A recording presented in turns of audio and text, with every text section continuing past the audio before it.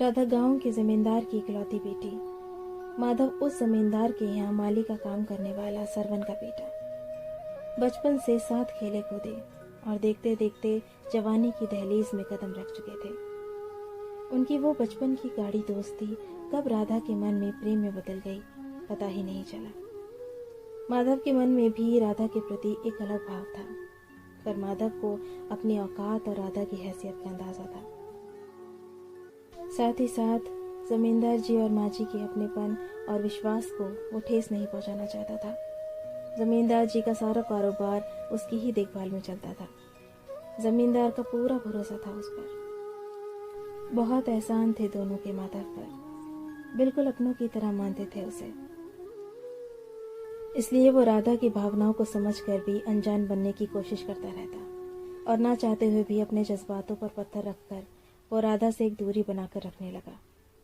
राधा का उसको नजरअंदाज करना बहुत तकलीफ दे रहा था और एक दिन वो हवेली के पीछे बने माधव के घर पहुंच गई। सरवन बगीचे में था और माधव घर पर अकेला। राधा को अचानक अपने कमरे में देख माधव सकपका गया। उसे कुछ समझ नहीं आ रहा था। उसे ये डर खाया जा रहा था कि किसी ने देख लिया तो क्या होगा। पर राधा तो जैसे कुछ तय करके आई थी। उसने आते ही दरवाजे को अंदर से बंद कर लिया और माधव के हाथों को अपने हाथों में लेकर माधव की आंखों में अपनी दर्द से भरी आंखें डालकर बोली, मैं तुम्हारे बिना नहीं रह सकती माधव। मुझे तुम्हारी ये बेरुखी मार डालेगी। तुम ऐसा क्यों कर रहे हो? मैं जानती हूँ तुम्हें मुझसे प्यार है। ये अनजान बनने का नाटक मत करो। मुझे तुम्हारे साथ रहना है। प्लीज मुझे यहाँ से ले चलो, कहीं दूर, जहां हमारे सिवा कोई ना हो। प्लीज। राधा ने माधव के हाथों को अपने हाथों में लेकर कहा। उसकी आवाज में एक डर भरा प्यार साफ साफ दिख रहा था। नहीं राधा, ये कभी नहीं हो सकता।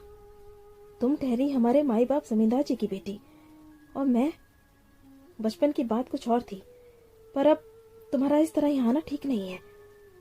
हम दोस्त थे, दोस्त हैं और दोस्त रहेंगे, पर जो तुम सोच रही हो ये नामुमकिन है। माधव ने समझाते हुए राधा से कहा, मैं और कुछ नहीं जानती, सिर्फ इतना जानती हूँ कि मैं तुम्हें प्यार करती हूँ। मेरे रोम रोम में तुम बसते हो माधव। मैं तुम्हारी राधा, तुम मेरे श्याम। अगर तुमने मुझे नहीं अपनाया तो मैं अपनी जान दे दूंगी। राधा के आंसू पलकों को छोड़ बह चले। होश में आओ राधा, ये क्या बोल रही हो? समझने की कोशिश करो। माधव ने राधा के कंधे पर हाथ रख उसे समझाते हुए कहा, मैं कुछ और समझना नहीं चाहती। जितना समझना था समझ चुकी। बस एक बार मेरे सर पर हाथ रखकर कह दो कि तुम मुझसे प्यार नहीं करते। मैं अभी वापस चली जाऊंगी, हमेशा हमेशा के लिए तुमसे दूर। फिर कभी तुम्हें परेशान नहीं करूंगी, अपनी सूरत तक नहीं दिखाऊंगी। राधा ने माधव की आंखों में झांकते हुए उसका हाथ अपने सर पर रखते हुए कहा। माधव के चेहरे पर असमंजस के भाव थे। वो कुछ समझ नहीं पा रहा था कि क्या जवाब दे राधा को। खाओ कसम माधव कि तुम मुझे नहीं चाहते। बोलो ना, कुछ तो बोलो।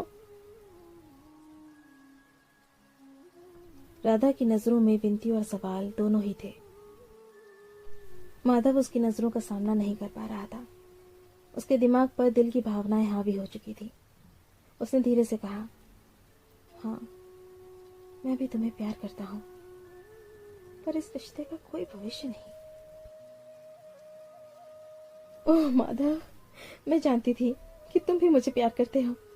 प्लीज चलो, कहीं दूर चले जाएं और अपनी एक छोटी सी दुनिया बसाएं, जहां तुम्हारे मेरे सिवा कोई ना हो, सिर्फ प्यार ही प्यार हो, बस। राधा खुश होते हुए माधव से बोली, नहीं राधा, ये गलत है। तुम जज्बातों में आकर भूल करने की सोच रही हो। सोचो, तुम्हारे इस कदम से तुम्हारे माँ बाबूजी पर क्या गुजरेगी।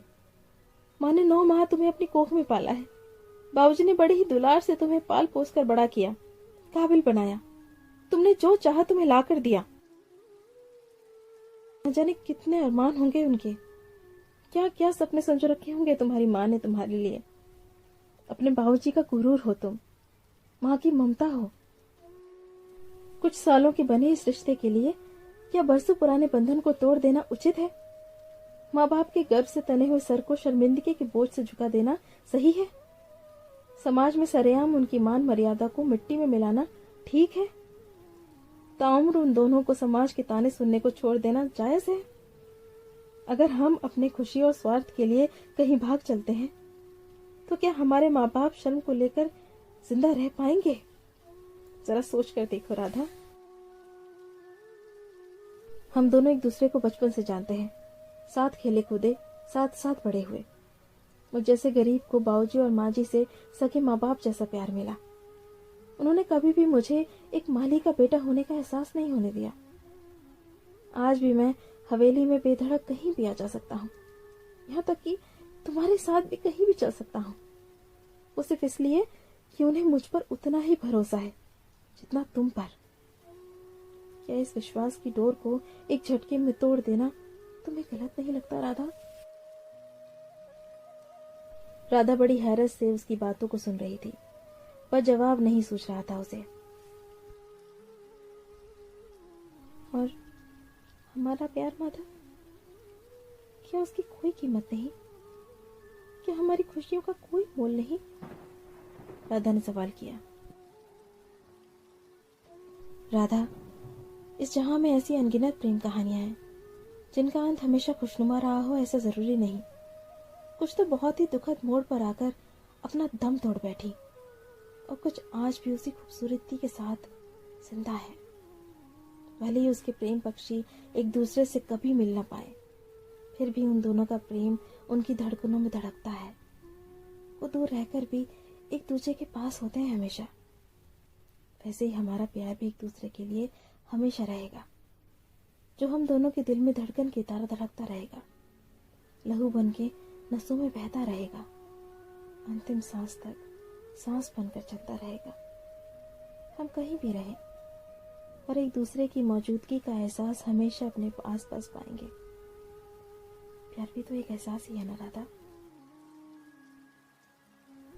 और वैसे भी राधा कृष्ण का प्रेम भी तो अधूरा ही था, पर आज भी प्रेम को परिभाषित करने के लिए उन दोनों के प्रेम से बेहतर कोई उदाहरण हो ही नहीं सकता।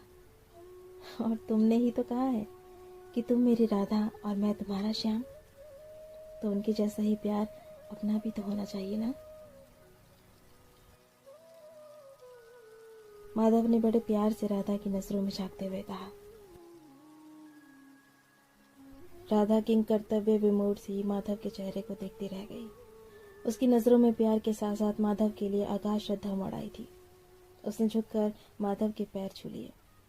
उसकी इस हरकत से माधव हड़बड़ा के पीछे हट गया। अरे, ये क्या कर रही हो? राधा की बांह पकड़ उसको उठाते हुए माधव बोला। माधव, मैं ये तो जानती थी कि तुम बहुत ही शरीफ और संस्कारी हो, पर आज तुम्हारी बातों ने तुम्हारी इज्जत मेरे दिल में और बढ़ा दी। तुम सच में बहुत ही महान हो माधव। मैं खुशकिस्मत हूं कि मुझे तुमसे प्यार हुआ। तुम सच कह रहे हो, प्यार एक एहसास ही तो है जो हमेशा साथ रहता है, भले ही हम एक दूसरे से दूर हों।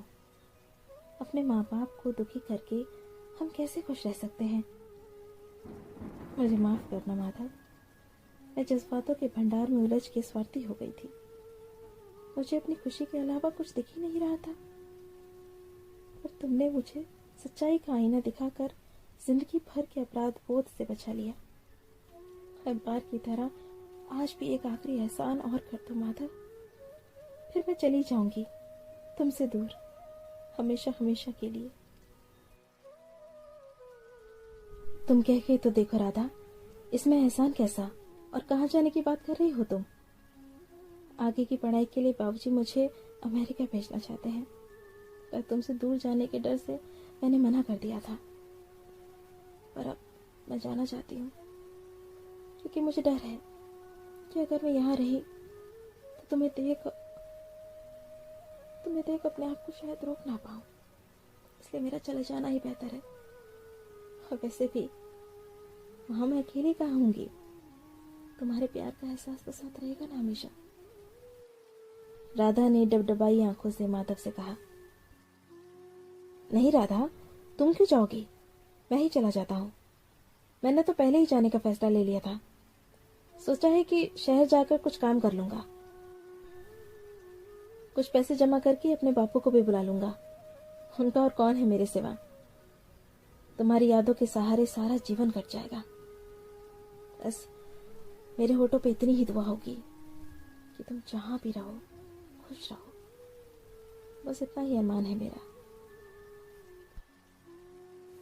तुम कहीं नहीं जाओगे माधव। बाबूजी को तुम्हारी जरूरत है। वैसे भी उनकी उम्र हुआ आई है। उनके कारोबार को देखने के लिए कोई तो अपना चाहिए। तुमसे बेहतर और भरोसेमंद कौन हो सकता है?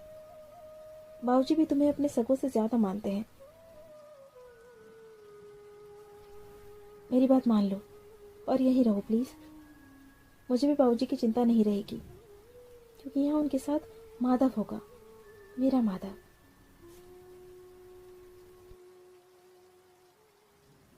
माधव को उसकी आंखों की बेबसी और उन पर लरसते आंसू देखते न बन रहे थे।